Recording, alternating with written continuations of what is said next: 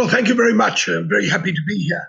After 26 years of democracy, I think it's a good time to review some of the things we've learned, some of the lessons. And one of the very first black empowerment projects after 1994 was for radio. I believe it was very successful. It was planned and executed out of my office as a councillor of the Independent Broadcasting Authority, which is now ICASA. I was chair of the authority's policy committee. Many of you may remember it, but I think it's worth revisiting because of a number of principles that I think should have gained more attention than they have. I've referred to aspects of this in both my books. At the time we were doing it, I used to argue with some of my colleagues who had just come back from exile, who said that the cake was fixed, that if we were going to grow the broadcasting industry, the ad revenue had to come from existing revenue. And I said, no, the cake can grow.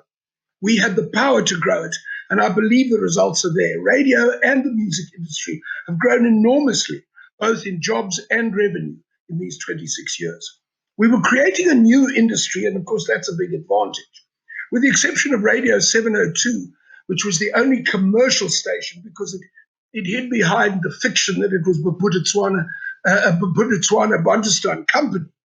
There was no commercial radio industry. Over the first 4 years, we licensed about 100 new radio stations. Now, 82 of those were community, but the rest were commercial.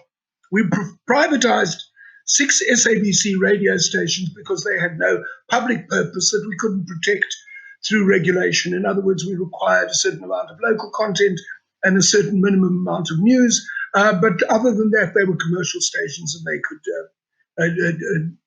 do whatever they wanted.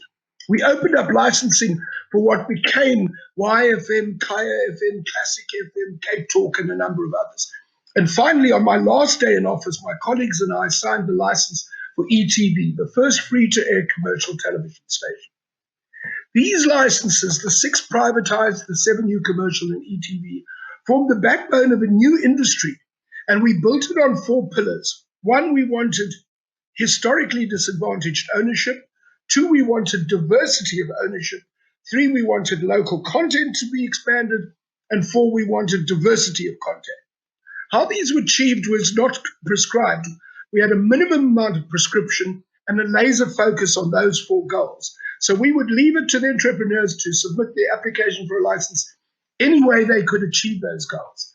The process depended on having independent counsellors, and I think it largely worked. We had disagreements among us over outcomes, but I never saw evidence of corruption in the licensing process, although there was indeed other corruption which became very public. As a result of leaving it to the entrepreneurs, we got YFM catering for youth, which proved very successful. We also had a number of applications for jazz music, which were based on extensive research that told us that while jazz is of peripheral importance in most countries, it has deep and broad roots in South Africa. The research on a youth station proved correct. YFM pioneered the popularization of Kwaito music and other things that extended across the African continent, for example. The research was not confirmed for jazz. Now, I'm not sure why, whether the research was wrong or the implementation was wrong, but the jazz stations we licensed didn't make it. And I don't know what the reason was, but on the other hand, classical music, which I thought would struggle to survive, did quite well until very recently. And even I think now the problems of Classic FM and Joburg may have other reasons.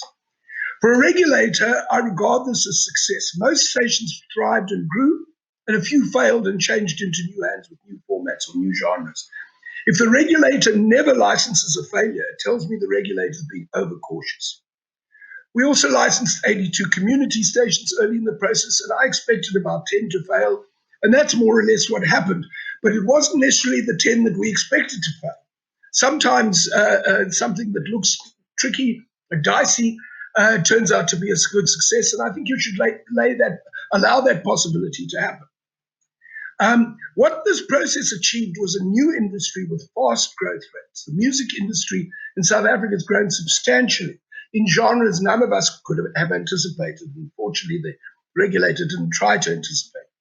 Besides Kwaito, there was an enormous growth in gospel music and something called white rock, which I was assured was not racist, but I haven't kept up to promise you what it looks like today. Trevor Noah got his first show on YFM at around 3 in the morning. The Soweto String Quartet got massive exposure. Freshly Ground and others signed contracts overseas, some with Hollywood. Our process facilitated that to a degree. It was part of the commercial start of Dr. Ntata Maklana, Zulaki Sisulu, Dick Musaneki, Cyril Ramaphosa, the Mine Workers Union that now has a controlling interest in Prime Media, clothing workers who have control, I think, of ETV, and Kakiso, which many of you will remember before 1994 had been an excellent NGO providing support to prisoners' families and so on. Each of these has now proved successful and made sufficient money out of profits and dividends. They now contribute regularly to thousands of scholarships for the families of union members and others who couldn't afford an education on their own. This has contributed richly to South Africa's culture, jobs in the music and radio industries, and the capital base to venture into other sectors. So some of these companies have grown enormously in all sorts of places we couldn't have anticipated. So what are the lessons for us now in these very difficult post-COVID-19 times? I see several important ones. First, the best growth is often in new sectors, not old ones. In 1994, the biggest companies on the Johannesburg Stock Exchange were the mining houses. Last I checked, not one mining house was even in the top 10 anymore, but Naspers and MTN, which hadn't been thought of as public companies then, they're in the top 10. And Naspers, of course, is number one. So it's critical for government and entrepreneurs to anticipate soberly the next global and domestic trends to build the next round of successes. And I want to make a case for rigorous thinking. Radio grew because it was the right industry at the right time. Today, we need to take a cold look at what trends we missed and what will work now. Since my time is limited, I'm going to go straight to a few conclusions drawn from the totality of my research. The first is about the information economy. The benefits of the fourth industrial revolution are being trumpeted a lot in South Africa, as all over the world, pushed by the World Economic Forum. But I think we don't properly face where we failed with the third industrial revolution. So the third industrial revolution is essentially the convergence of telecommunications, broadcasting, and computers, IT. The fourth industrial revolution is more about the computer of things. Fourth industrial revolution is coming. I don't believe we should try to stop it. We shouldn't be Luddites. We must face the fact that it's coming. But the fourth industrial revolution takes away jobs because it includes robotics and also self-driving cars and things like that. These will cost jobs. So the fourth industrial revolution seems to me for South Africa, where it is today, a very mixed bag. On the other hand, the third industrial revolution, the information economy that bloomed in the 1990s, but not nearly as much in South Africa as it should have, it has a better job creating potential than 4IR, but overseas consultants still get paid by our government to come here and write us reports that tell us how wonderful 4IR will be, but say nothing about why it won't happen in South Africa that way and why the third industrial revolution didn't work, wasn't implemented properly, and still leaves us today with fundamental problems. The second thing I would raise is the green economy. The green economy has a myriad of opportunities. It's not just solar and wind. If I was president for a day, I'd require every building in the country to be retrofitted. Insulation, solar geysers, I know we have some of those, renewable energy. This will create some of the most important job-creating sectors available, which are in manufacturing. Manufacturing is better for growth and job creation than most other parts of the economy.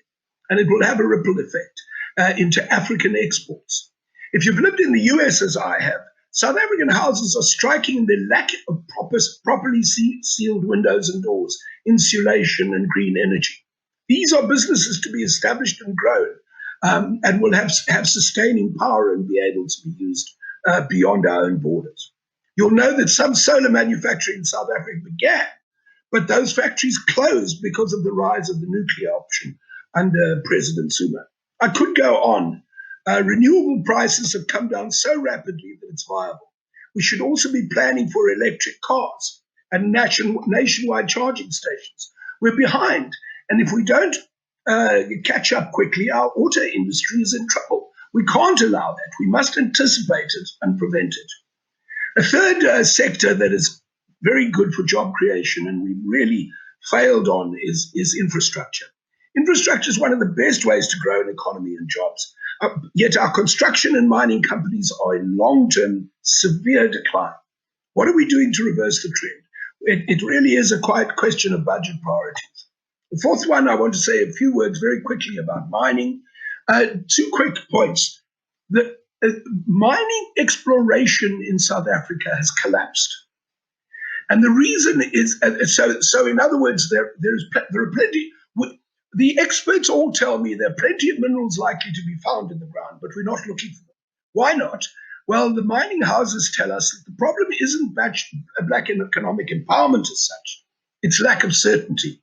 In other words, you can negotiate a hard bargain with the mining houses and demand black empowerment, but you have to give them certainty.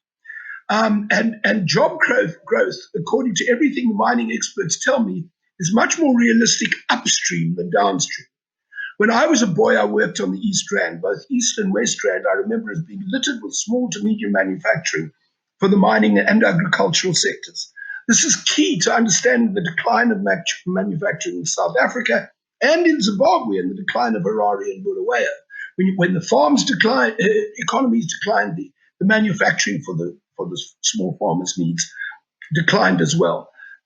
So the emphasis on beneficiation, which I see in the latest ANC economic document, is not echoed in the industry. So there seems to be a massive gap, a chasm between business in South Africa and politics in South Africa. If they were talking to each other better, they would be coming up with solutions that will help both.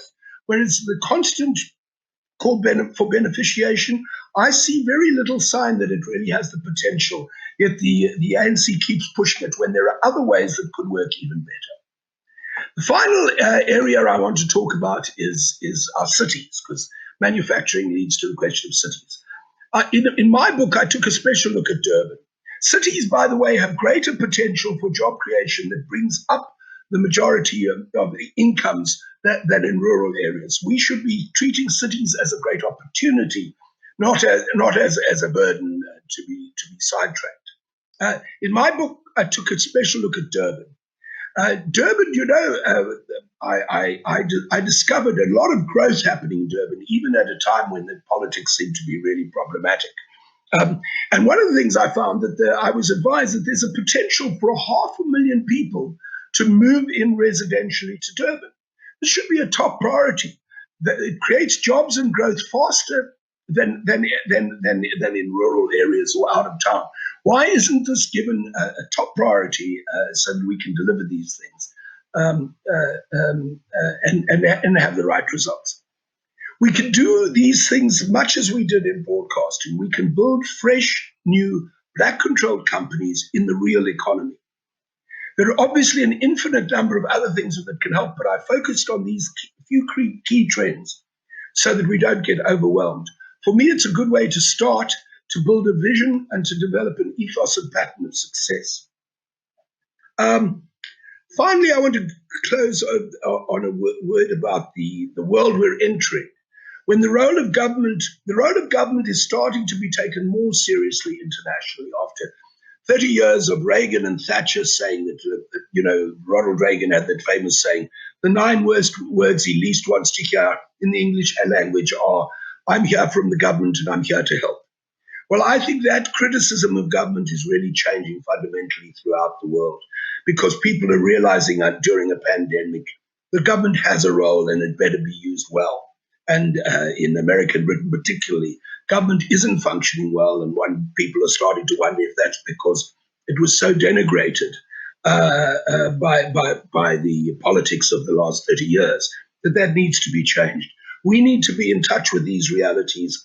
We need to use our multilateral connections to build stronger government, to also be able to interfere with the money flows out of the country, and ultimately probably also to raise taxes. But you can't raise taxes in one country on its own without having a fleeing of money. But if it's done worldwide, and I think that's starting to become a possibility, there is real hope for building a better tomorrow. Thank you. Thanks for listening, and I look forward to your questions at the breakaway session later.